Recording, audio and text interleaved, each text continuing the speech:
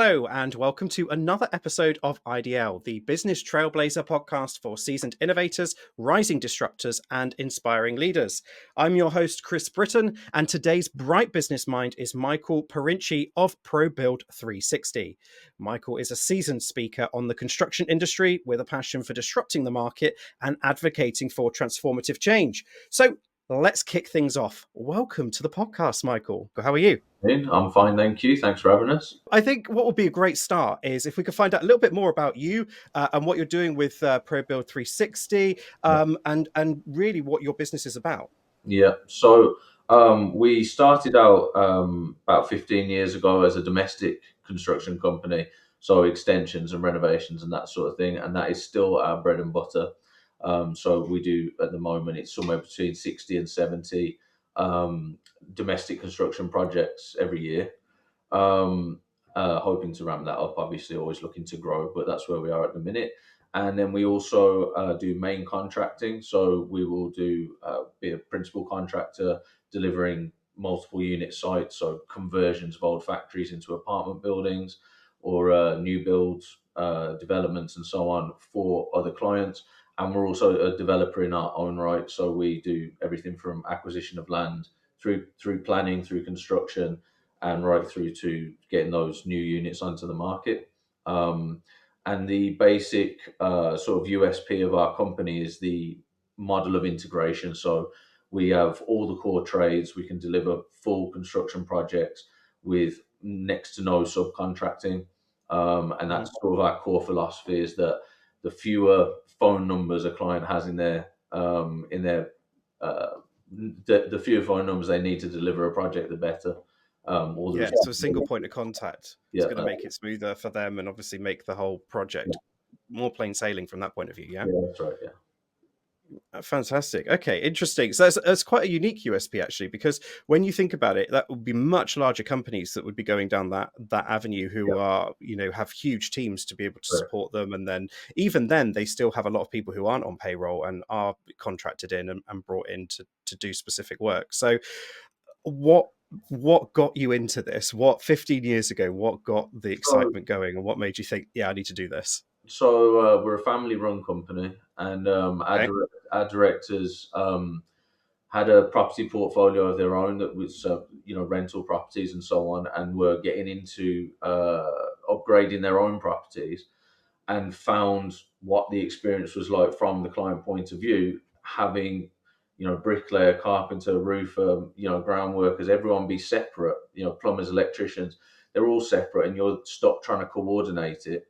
Often with not, a massive amount of experience.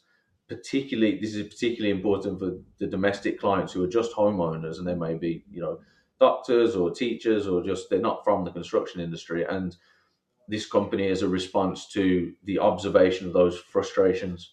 So we just brought it all together. And you're right, it is unusual for a domestic builder to do that because it's very, very hard. And the key is to have a continual pipeline of work, because builders will leave the gang if there's not work on for a week. They'll go and get work because they have to. So the key is to keep that pipeline full, and it's been a real challenge, and for one reason or another we succeeded. So you've literally led me into my next question beautifully, which is, how are you doing that? How are you building your pipeline without obviously giving your secret sauce away? But it's quite something that's quite tricky to do. And there is a real knack to marketing, especially going out to B2C directly to domestic users. How are you doing that? So I would say that as the internet and sort of video content and Instagram and things like that have, really obviously become the main, bread and butter of marketing. We sort of realized it quite quickly, formulated what our narrative would be, what our tone would be, and really worked on our brand. And we've got this thought leadership project to create our, long form content, right through to shorts and stuff like that, with Birmingham City University and Innovate UK, which there's builders out there with podcasts and things like that. They do exist, but very, very few and far between. And as far as I'm aware, not many that are doing it to the quite as deeply as we are. So that's really what we're trying to do is, really show people the dynamics of what we do. Yeah, I can well imagine. And I think from what you're saying, even some people do fall into it by accident. You've got these TikTokers and people who are creating reels and shorts and things like that, who are bricklayers, but they're doing it because, or they're roofers or something like that, and they're doing it almost because I don't think they realize that they're going to get that kind of level of popularity. But are they necessarily attracting the right audience? I Well, don't know. I can't say that. I can only speak as to what I see, but Mm, I'd say that most of the sort of like you say bricklayers or builders or whatever in our industry that are doing things like TikTok, Instagram, even YouTube channels, it's generally like sort of a bit of a comedy angle. Like they're just like mm. funny people that are got a bit of a channel going because they made funny reels and they are very funny. But I don't think it's like marketing. They're not. It's not very much about the brand and the company and so on. Whereas we've taken the approach of saying, okay, because here's the thing about builders in the UK and probably elsewhere. Um, people are they're tentative about getting engaged with builders because they don't know what we do. They don't know how we do it. They don't know if they're going to be ripped off. And there's, nightmare stories of cowboy builders and stuff. So the Mm. idea of our content is to show what we do so people can look at it, learn about it, get the sort of atmosphere and the temperature of how a construction project works before they engage you. And we just then let our work speak for itself. We try not to be too salesy with our content and say we're the best at doing this or you should call us sort of thing. We tend to just sort of talk about what we do and let the work speak for itself. And I think so that's something in marketing that we refer to as a trust signal. And it absolutely is something that when you're dealing with consumers, definitely more so over businesses, you need to work on different trust points, be that certifications or so that's why they brought in things like NIC, EIC certification. And you've got construction line obviously in B2B and things like that. But the idea is that you have these different trust points and trust signals. And naturally, from what you're saying, just by having other people talking, that's going to instill confidence. Reviews are always underrated, but actually it's something that people do seek out all the time. Yeah. And predominantly there's always the best form of marketing, something that I'm never able to do, is word of mouth marketing. But what we can do is then help people in, like when I say we, I mean us in general as people, is when you have word of mouth, you need to be accessible so that when someone does refer you, they can find you. Yeah. And there's the statistic, I think it's around 72-73%. It's very high of people when they have a word of mouth referral will go and seek out that business, be that via Facebook, be that via their website, be it any channel Yeah. that they're available on, to find out a bit more about them before they actually make that first step and reach out and have Didn't a know discussion that. about a quote or something like that. Exactly. So do you find that a lot of people are coming to you via word of mouth? Is that like one of It's your routes into market? it's always been probably our number one source of inquiries is that someone has uh, indicated that they had a project done by us and they had a good experience. And I would also say signage, so vans, signage outside of existing sites that we're working on. Those are our Mm-hmm. two big ones. So word of mouth and signage, branding, that sort of thing. At the end of the day, we are still technically a local builder, although we've got a pretty far reach. Um, Mm-hmm. but we are a local builder, so people do see us around. Um, yeah, but I suppose it's different for marketing agencies and construction companies. It's a different. Uh, Oh, absolutely. yeah. It is. Yeah, it's a different kettle of fish completely altogether. So what would you say the whole construction scene looks like for you? What does the future of it look like? What do you think that's going to evolve into, especially with like new policies being brought in by the new government and these types of things? Yeah. What could that look like long term? So my conversations daily generally center around the planning system. So when it Hmm. comes to developments and new builds, we are um, the country is said to be in a housing crisis. Mm. you think we are or not, that's what is being said, and the policies are based on a crisis mindset, which I don't think is the right way to approach it. We at the House Builders Association, I'd say 75 to 80% of our conversations are around the planning system and how broken it is and how obstructive it is to the continuation of business. That's one problem. I'd say the skills shortage, or at least the impending skills shortage, is a concern. I think it would be the case 50 years ago that most young men were likely to go into construction at some point. They're good with their hands. Their dad would have taught them a trade or something like that. Most of the next generation that are coming through into their sort of working age years, their trade is probably PlayStation and Xbox or something, rather than plumbing and electrics. So that's a bit of a concern. I do think that the future is bright. There is a lot of regeneration going on. I can really only speak for West Midlands, but there's a lot of exciting regeneration happening.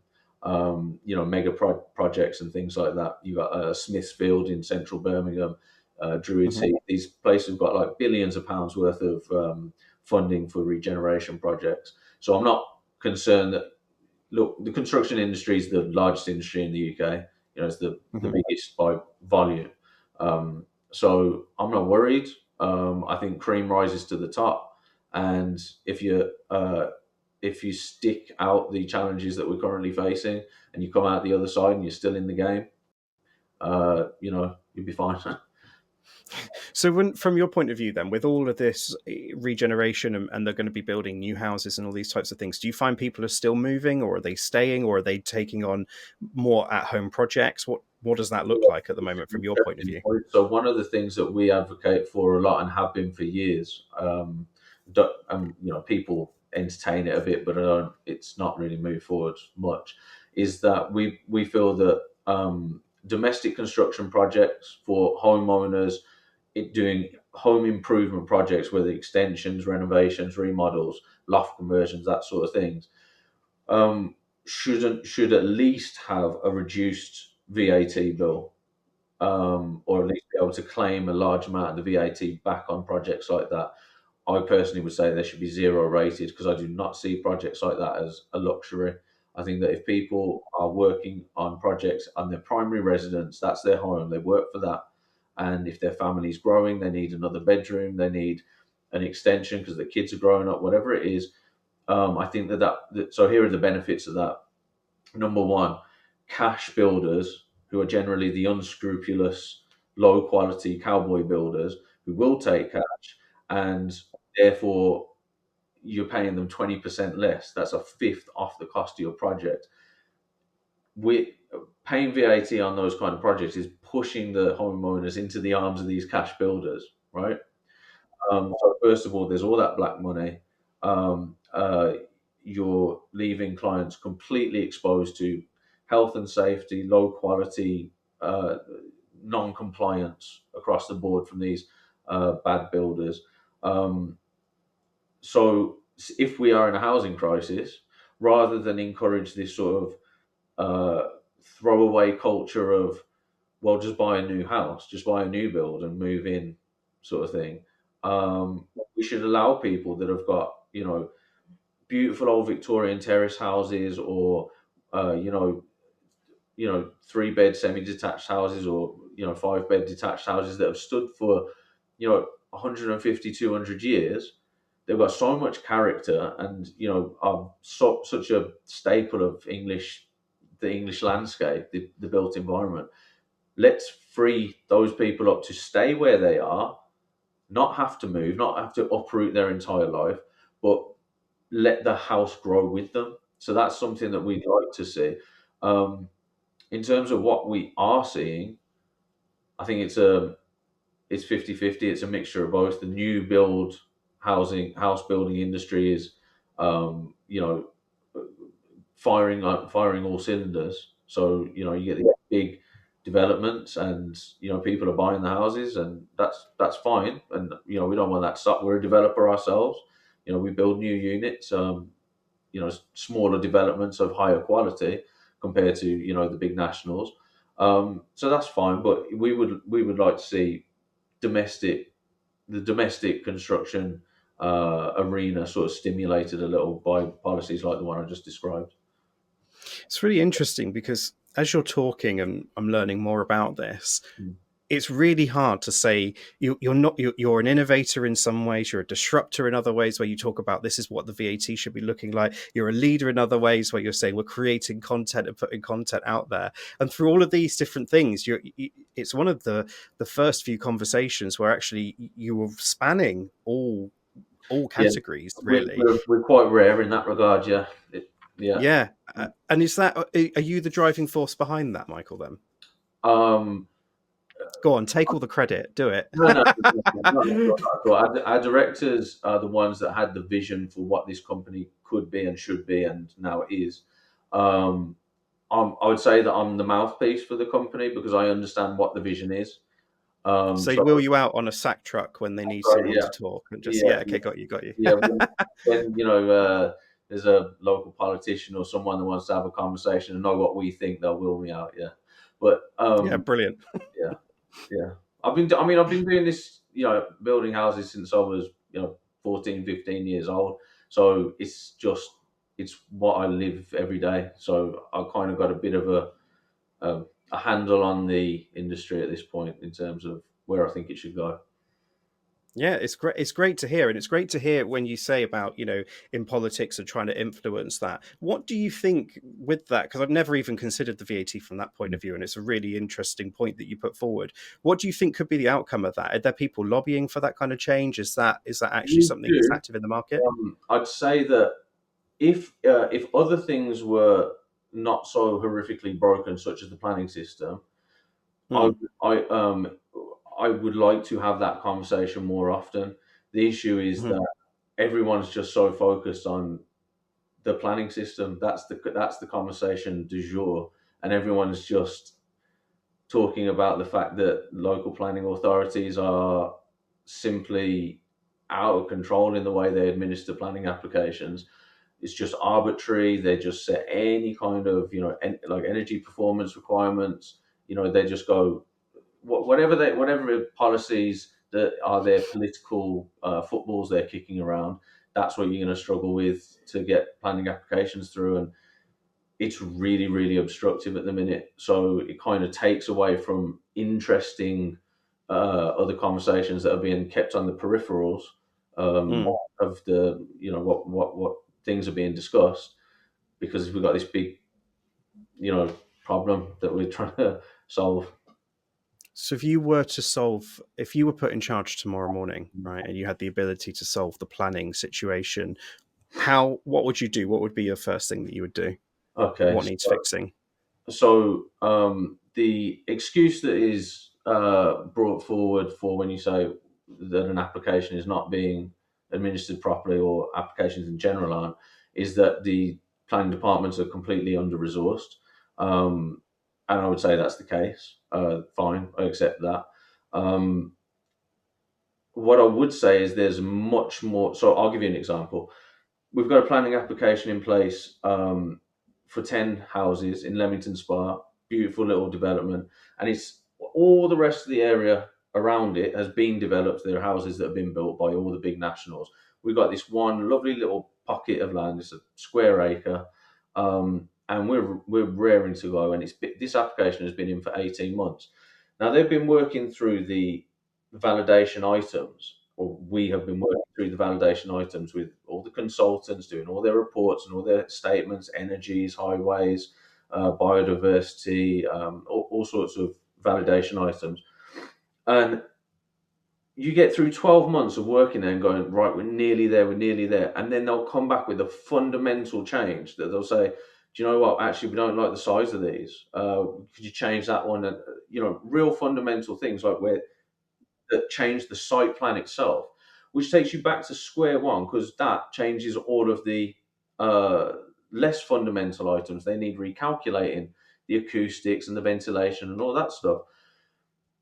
It's a very simple change that could be made that would cost nothing, that would improve the way it's administered just through common sense and logic is you should have the most fundamental validation items locked in, signed off, done, they're not moving, and then work through them in the order of resolution of detail. So the most like surface level detail that should be the last things you deal with. Last thing.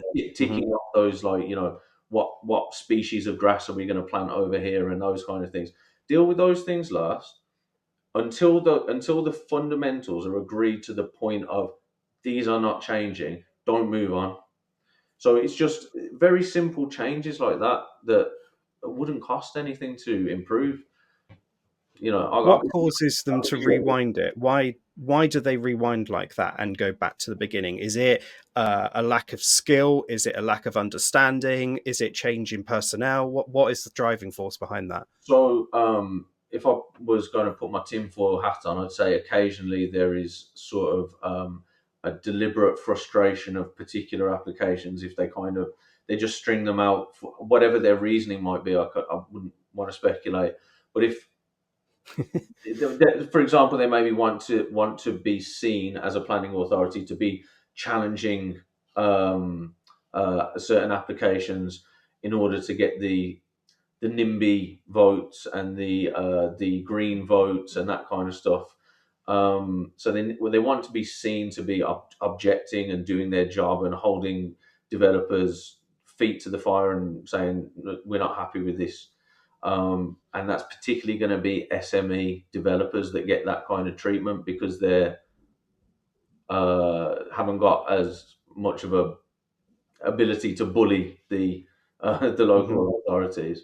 So that would be my tinfoil hat answer. But I would also say that you're absolutely right. There is a massive, massive lack of knowledge and experience and understanding of the planning application system from the people that are administering these applications.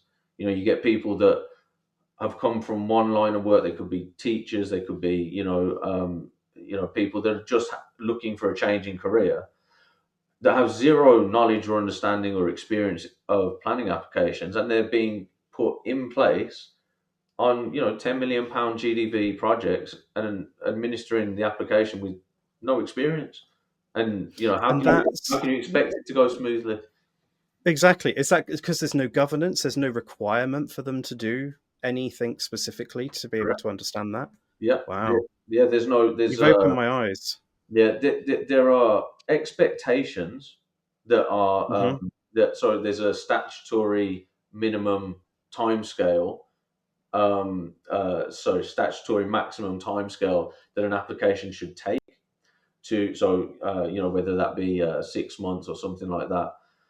It changes from local authority to local authority, but there is zero teeth to that guideline. It's just like, well, try and get it done in 6 months. If it takes 2 years, there's no teeth. There's no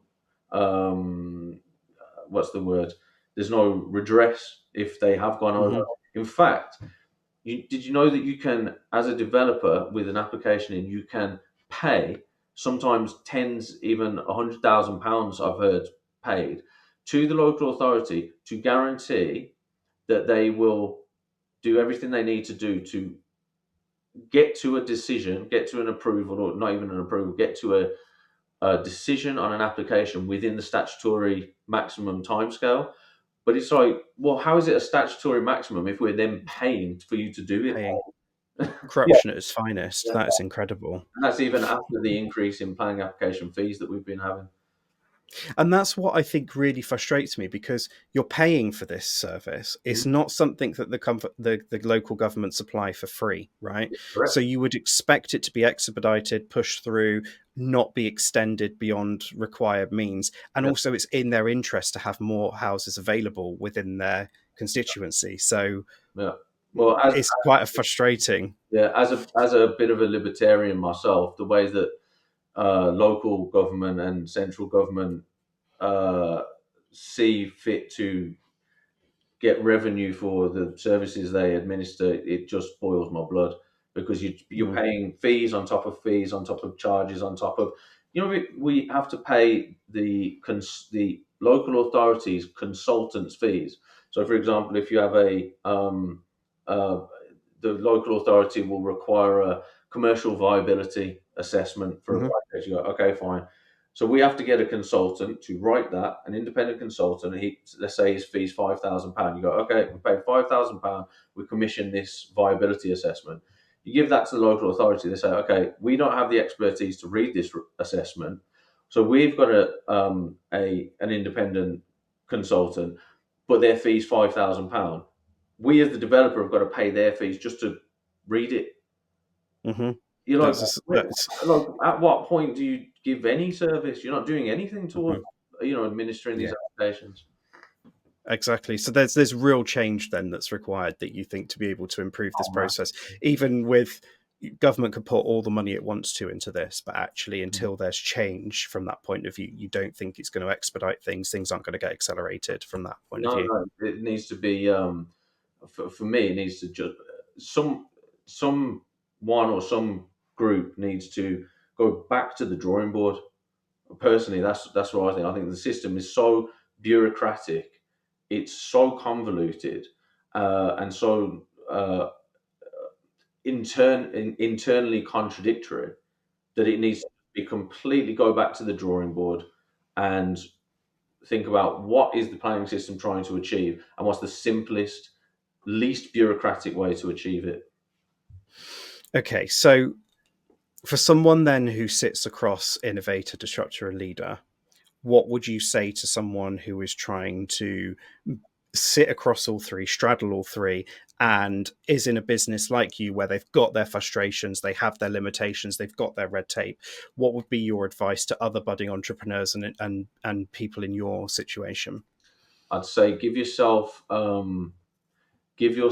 bread and butter source of revenue that's going to, so for us, domestic, keeps us going, because they're individual projects. We can have 20 of them on at a time. If one's being frustrated in a planning application, it's all right, we've got 20 others going on.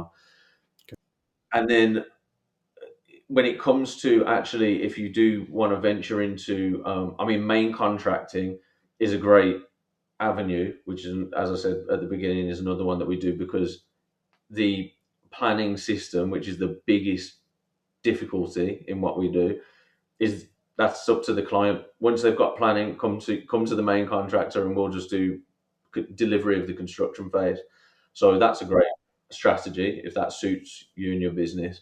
And then when it does come, if you do want to try and be a developer yourself, and you want to say, okay, we're going to acquire a piece of land, put it through a planning application and deliver it, just know what you're getting into. Just either have a dynamite planning consultant on your team, or get some understanding of what you are getting yourself into, because it is a war as a developer. Is that why all these projects on grand designs always go way, way over in terms of time, budget, effort, energy, the whole lot? Absolutely, yeah. I'd say that the planning application is probably usually double, possibly even triple what you would expect. And then also construction phase, I would say that what you can deliver with a fully integrated team, so your designers, your architects, your interior designers, your construction team, the installers, the supply chain of the products and materials and everything, if you've got that all integrated, what you can deliver is a completely different kettle of fish to what the traditional setup is, which unfortunately is actually how probably 95% of domestic construction projects are delivered, which is where you've got 20 different key players that have never worked together, that don't have pre-existing professional relationships, and they're all, one's on holiday and that's stopping things from moving forward, this one's waiting for an email response from them, etc. And there's just this fragmentation, which cannot be accounted for in the planning. Yeah, I can well imagine. Blimey. Well, that's really solid advice that you've given there, actually, and I'm quite surprised by your response, if I'm honest, because I thought that was really solid. Because you're not just saying, "Oh, go off and do this or do that." That, you know, like as you say, that is a really sound route to help people move forward. Focus on your bread and butter. Have that baseline. If you've got revenue that you can count on, that allows you to expand, adapt, Yeah, and I suppose that even then it's applicable across any industry. Doesn't even need to be yeah, yeah, construction from yeah. that point of view. If you've got your recurring revenue or the revenue that you can depend on, it Yeah, allows you to go on and grow bigger and better things. that's right. Yeah. So absolutely fantastic. Thank you very much, Michael, for your time. Really greatly appreciate it. If you want any more details or you would like to reach out to Michael directly, then the link is below on the IDL Podcast website. So that's idlpodcast.com. And if you click the link, you'll be taken straight to Michael's LinkedIn page. Thank you very much for joining us today. Thank you also, Michael, for joining us as our special guest. And we look forward to welcoming you on the next episode. Thanks for your time. See you soon.